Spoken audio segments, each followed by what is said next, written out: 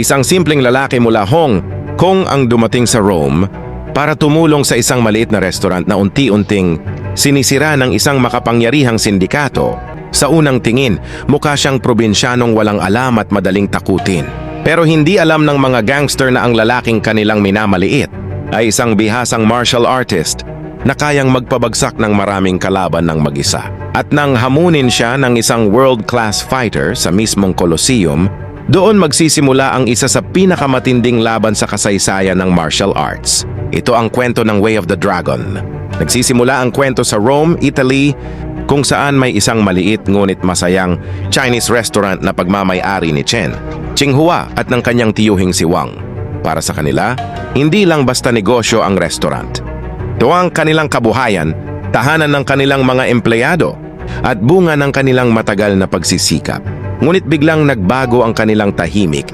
Nabuhay ng isang makapangyarihang crime, boss ang magpasyang kunin ang kanilang restaurant. Gusto ng sindikato ang lupang kinatatayuan ng restaurant dahil malaki ang plano nilang pagkakakitaan dito. Dahil mas makapangyarihan sila at may pera, tauhan at koneksyon, inaakala nilang madali nilang mapipilit sina Chen na sumuko. Pero hindi pumayag si Chen. Paulit-ulit siyang pinapadalhan ng mga tauhan ng sindikato upang takutin at guluhin ang restaurant. May mga gangster na pumapasok, nananakot sa mga customer, gumagawa ng gulo, at sinisira ang reputasyon ng negosyo. Unti-unting nababawasan ang mga customer dahil natatakot ang mga tao na madamay sa problema. Kahit natatakot, ayaw pa ring sumuko ni Chen.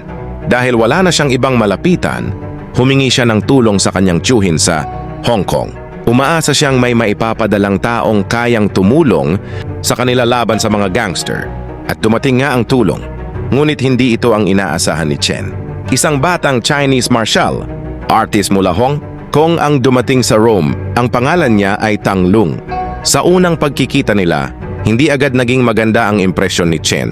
Si Tang ay tila isang simpleng probinsyanong unang beses nakarating sa isang malaking lungsod. Hindi siya pamilyar sa mga kalsada, gusali, pagkain, at paraan ng pamumuhay sa Rome. Sa halip na magmukhang isang intimidating na fighter, mukha siyang isang inosenteng turista na madaling maligaw. Hindi makapaniwala si Chen na ang lalaking ito ang ipinadala para protektahan ang restaurant. Tinanong niya kung ano talaga ang maitutulong ni Tang. Ngunit kalmado lamang si Tang. Hindi siya nagyabang pero kitang-kita ang kumpiyansa sa kanyang mga kilos. Para sa kanya, hindi mahalaga kung gaano karami ang kalaban. Kung kinakailangan, kaya niyang protektahan ang restaurant. Samantala, sa loob ng restaurant, sinisikap ng mga empleyado na maging handa. Dahil sa sunod-sunod na pag-atake, nagdesisyon silang matuto ng karate. May isa sa kanila na si Quen na hindi sang-ayon dito. Mas pabor siya sa Chinese Kung Fu at iniisip niyang hindi kailangang umasa sa karate.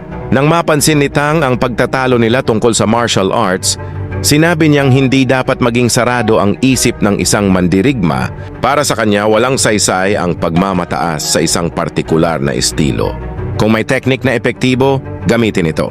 Simple ang prinsipyo ni Tang, pero ipinapakita nito kung gaano siya kaiba sa ibang martial artist. Hindi niya tinitingnan ang laban bilang kompetisyon ng pangalan ng estilo. Ang mahalaga sa kanya ay kung paano gagamitin ng isang tao ang kanyang kakayahan. Hindi nagtagal, muling dumating ang mga gangster. Sa malas ni Tang, nagkataon namang nasa banyo siya nang dumating ang mga ito. Pumasok ang mga gangster at agad na tinakot ang mga customer. Dahil walang sumalungat sa kanila, nagsitayuan ang mga tao at umalis sa restaurant. Paglabas ni Tang, tapos na ang lahat. Dahil dito, lalo siyang pinagdudahan ng mga empleyado. Para sa kanila, paano magiging tagapagtanggol ng restaurant ang isang taong hindi man lang nandoon nang kailangan siya? Pero hindi nagtagal at bumalik ang mga gangster. Sa pagkakataong ito, nagdesisyon ang mga empleyado na sila na mismo ang lalaban. Sinubukan nilang gamitin ang mga natutuhan nilang teknik, pero mabilis nilang napagtanto na malaking pagkakaiba ang pagsasanay at totoong laban. Isa-isa silang binugbog ng mga gangster. Walang makalaban ng maayos. Habang nagkakagulo, dumating si Tang at doon nila nakita ang tunay na kakayahan ng kanilang bagong kasama. Sa halip na mataranta, kalmado lamang si Tang. Mabilis niyang binasa ang kilos ng bawat kalaban at nagsimulang lumaban. Sa ilang galaw lamang, sunod-sunod niyang pinabagsak ang mga gangster. Ang mga taong kanina'y nagmamalaki at nananakot ay biglang walang magawa. Kahit marami sila, hindi nila kayang pantayan ng isang taong tunay na bihasa sa martial arts. Doon tuluyang nagbago ang pananaw ng mga empleyado. Ang akala nilang probinsyanong walang alam ay isa palang napakahusay na mandirigma. Mula noon, hiniling nilang turuan sila ni Tang. At habang tinuturuan sila ni Tang, unti-unti rin nilang natututunan na ang tunay na martial arts ay hindi lang tungkol sa lakas. Kailangan itong samahan ng timing, balanse, diskarte at kontrol sa sarili. Ngunit alam ni Uncle Wang na hindi basta-basta susuko ang sindikato. Sinabi niyang tiyak na babalik ang mga gangster at mas magiging marahas ang kanilang paghihiganti. Ngunit hindi umatras si Tang. Nangako siyang hindi niya iiwan ang restaurant hanggat may banta sa kanilang buhay at kabuhayan. Sa gitna ng problema, nagsimulang maging mas malapit sina Tang at Chen. Dahil bagong dating si Tang sa Rome, ipinasyal siya ni Chen sa iba't ibang bahagi ng lungsod. Ipinakita niya ang mga sikat na lugar at ang ganda ng Rome. Pero sa halip na humanga ng sobra, tila hindi interesado si Tang sa karamihan ng mga bagay na ipinapakita sa kanya. Para sa kanya, simpleng pamumuhay lang ang gusto niya. Hindi siya naghahanap ng yaman o katanyagan. Ang mahalaga sa kanya ay makumpleto ang kanyang tungkulin. Ngunit habang lumalalim ang kanilang pagkakaibigan, mas lalong umiigting ang galit ng crime boss. Isang araw, dumating si Ho, ang isa sa pinakamalalaking tauhan ng sindikato, kasama ang grupo ng mga armadong gangster. Sa pagkakataong ito, hindi na nila sinubukang simpleng takutin ang mga empleyado. Ginawa nilang hostage ang mga tao sa restaurant. Pagkatapos, hinarap nila si Tang at binigyan siya ng tiket papuntang Hong Kong. Ang mensahe ay malinaw, umalis ka at huwag ka nang bumalik. Ngunit hindi ganun kadaling paalisin si Tang. Habang inilalabas siya ng mga gangster, bigla siyang lumaban. Mabilis niyang inilabas ang kanyang dalawang nunchaku at nagsimulang umatake. Ang dating grupo ng mga gangster na kumpiyansang-kumpiyansa ay biglang nagkagulo. Mabilis, eksakto at malakas ang bawat galaw ni Tang. Hindi nagtagal, bumagsak ang mga kalaban. At nang makawala ang mga empleyado, tumulong din sila sa pakikipaglaban. Muling napaatras ang mga gangster. Bago sila umalis, nagbigay si Tang ng malinaw na babala kay Ho. Huwag na silang bumalik. Ngunit sa halip na matakot, lalo lamang nagalit ang crime boss. Nangako itong ipapapatay si Tang kung hindi siya aalis bago ang Chinese New Year. Dahil dito, pinilit ni Uncle Wang si Chen na kumbinsihin si Tang na umalis na. Para sa kanya, hindi na ordinaryong gulo ang kinakaharap nila. May malaking sindikato ng gustong pumatay kay Tang. Pero hindi pumayag si Tang. Ayaw niyang tumakas habang nasa panganib ang restaurant at ang mga taong umaasa sa kanya. At hindi nagtagal, isang assassin ang ipinadala upang patayin siya. Mula sa isang rooftop, isang sniper ang naghintay ng pagkakataong makuha ang tamang target. Ngunit hindi alam ng assassin na napaka-alerto ni Tang. Sa paligid ay may mga paputok dahil sa Chinese New Year celebration. Sa bawat malakas na tunog, napapansin ni Tang ang kakaibang kilos sa paligid. Biglang may putok, ngunit nakaligtas siya. Sa halip na tumakbo palayo, hinabol ni Tang ang sniper. Nagsimula ang isang kakaibang habulan kung saan ginamit ni Tang ang kanyang talino laban sa assassin. Hindi niya kailangang direktang salubungin ito. Pinaniwala niya ang sniper na patuloy siyang may pagkakataong tamaan. Paulit-ulit na nagpaputok ang assassin hanggang sa tuluyang maubusan ng bala. At nang wala ng bala ang kanyang kalaban, mabilis siyang nilapitan ni Tang at pinabagsak. Akala niya ay tapos na ang problema. Ngunit nang bumalik siya sa apartment, isang mas malaking problema ang naghihintay. Nawala si Chen. Walang ideya si Tang kung nasaan siya.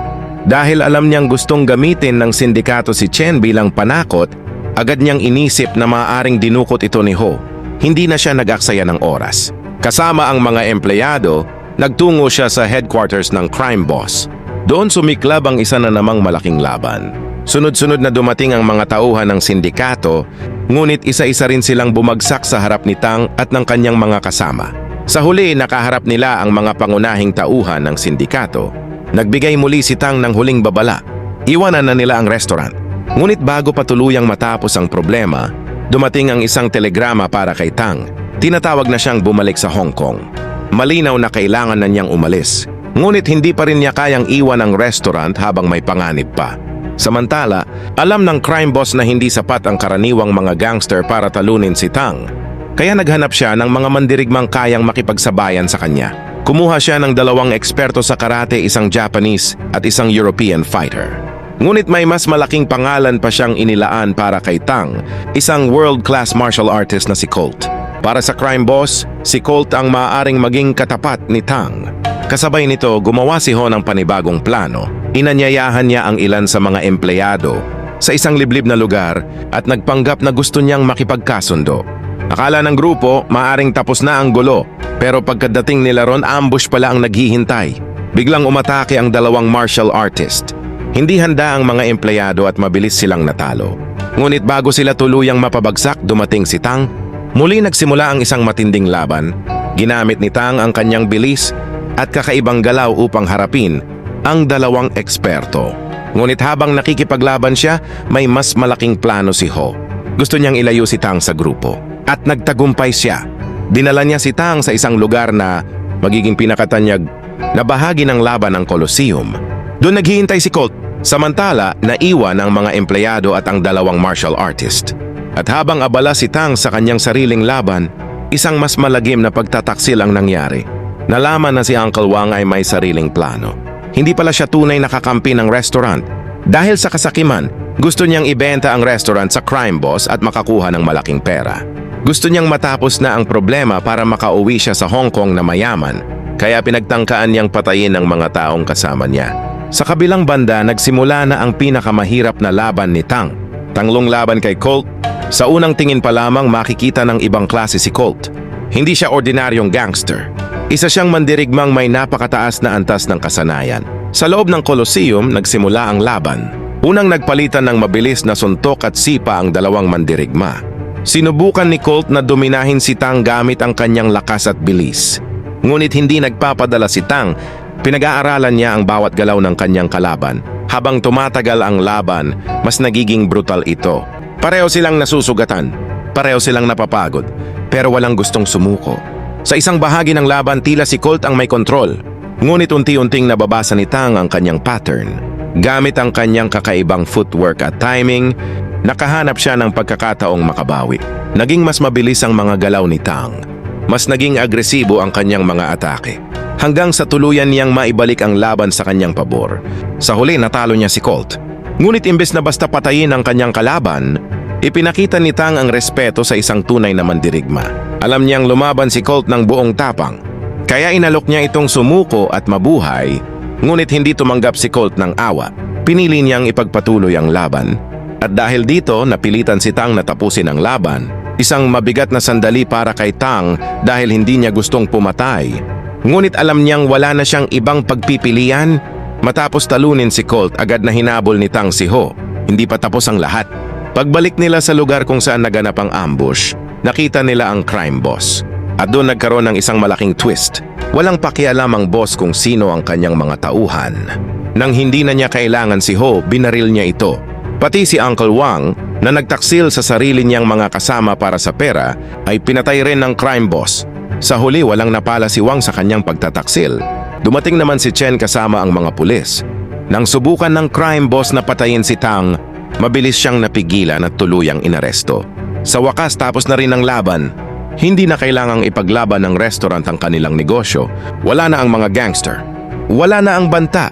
At ligtas na ang mga empleyado. Ngunit tulad ng simula ng kanyang pagdating, tahimik lamang si Tang. Hindi siya naghanap ng papuri. Hindi niya ipinilit na kilalanin siyang bayani. Ginawa lamang niya ang ipinadala sa kanya para gawin protektahan ng mga taong nangangailangan ng tulong. Dumating na rin ang oras para bumalik siya sa Hong Kong. Bago siya umalis, naiwan si Chen na may halong lungkot at pasasalamat. Sa maikling panahon, naging mahalaga sa kanya si Tang. Ngunit alam niyang hindi si Tang ang klase ng taong madaling manatili sa isang lugar. Sa huli, sinabi ni Quen kay Chen na si Tang ay isang loner, isang taong sanay, mabuhay at lumaban ng mag-isa. At marahil, iyon talaga ang dahilan kung bakit hindi siya nanatili sa Rome. Umalis si Tang dala ang mga alaala ng kanyang mga bagong kaibigan at ang karanasang hindi niya malilimutan. Samantala, naiwan ang restaurant na ligtas na mula sa sindikato. Ang dating lugar na puno ng takot ay muling naging masayang restaurant. At dito nagtatapos ang kwento ng Way of the Dragon. Pero higit pa sa mga suntukan at kamanghamanghang martial arts, ipinakita ng pelikula ang isang mahalagang aral. Minsan, ang tunay na lakas ay hindi nasusukat sa dami ng kalaban na kaya mong talunin. Nasusukat ito sa tapang mong ipagtanggol, ang tama kahit alam mong mas makapangyarihan, ang kalaban. Ipinakita rin ni Tang na hindi dapat maging dahilan ang pagmamalaki para isara natin ang isip sa ibang bagay. Sa halip, kailangan nating matutong umangkop, matutong makinig, at gamitin ang anumang makakatulong upang malampasan ang problema. At higit sa lahat, ipinakita ng kwento na ang kasakiman at pagtataksil ay maaaring magbigay ng pansamantalang pakinabang, pero sa huli maaari rin itong sirain ang lahat ng bagay na pinaghirapan ng isang tao. Si Tang ay dumating sa Rome na tila isang simpleng probinsyanong walang alam sa malaking mundo. Pero umalis siya bilang isang taong nag-iwan ng malaking epekto sa buhay ng mga taong kanyang tinulungan. Hindi siya nanatili para sa pera. Hindi siya humingi ng kapalit at hindi niya kailangan ng titulo para patunayan kung sino siya. Dahil ang tunay na mandirigma ay hindi iyong pinakamalakas sumuntok. Ang tunay na mandirigma ay iyong may lakas na gamitin ang kanyang kakayahan para protektahan ang iba at may puso ring marunong magpakumbaba pagkatapos ng laban. Ang pinakamahalagang aral ng Way of the Dragon ay hindi nasusukat ang tunay na lakas sa dami ng kalaban na kaya mong talunin, kundi sa tapang mong ipaglaban ang tama at protektahan ang mga taong nangangailangan ng tulong. Ipinakita ni Tang Long na hindi kailangang magyabang para patunayan ang sariling kakayahan. Sa simula, minamaliit siya dahil sa kanyang simpleng kilos at hitsura, pero nang dumating ang oras ng panganib, pinatunayan niyang ang tunay na husay ay nakikita sa gawa, hindi sa salita. Ipinakita rin ng pelikula na mahalagang maging mapagpakumbaba, disiplinado at bukas sa pagkatuto. Hindi dapat maging sarado ang isip natin dahil lamang sa paniniwalang tayo ang tama. Minsan, kailangan nating matutong tumanggap ng ibang paraan upang mas malutas ang mga problema. Samantala, ang pagtataksil at kasakiman ni Uncle Wang ay nagsisilbing babala na ang pera at pansamantalang pakinabang ay hindi dapat ipalit sa tiwala, katapatan at respeto. Kapag nawala ang mga ito, mahirap nang ibalik. Sa huli, ang tunay na panalo ay hindi lamang ang pagtalo sa kalaban. Ang tunay na tagumpay ay ang manatiling mabuti, tapat at matatag kahit gaano kahirap ang laban na hinaharap natin sa buhay.